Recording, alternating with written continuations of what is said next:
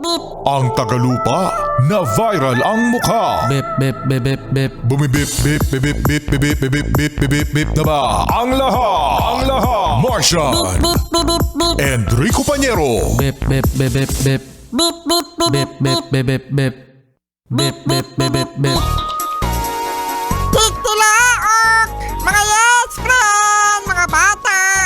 Solid cute mo Solid Cute Morning, mga yes friend. Uy, maaraw-araw ang ating panahon ngayon. Ayon sa ating weather report, narito. Yan yung mga angkor talaga eh, no? Narito ang ating ulat panahon. Ubat to galit! May mga angkor na ganyan eh. Kailangan may ano eh, no? May gigil eh, no? Narito! Okay, so eto ang ulat panahon natin, mga yes friend.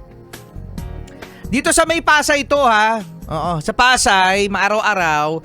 So maulap hanggang alas 2. Alas 2 daw ay may 10% na posibleng umulan. Okay, tapos maulap. At bukas naman, araw ng Sabado, mga yes friend, ay 70%. Oo.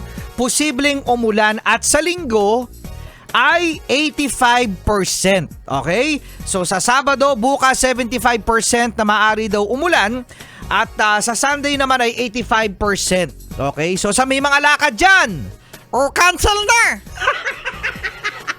grabe ka naman! Cancel na yan!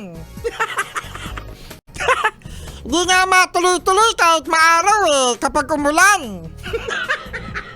Itutuloy, syempre mas cancel.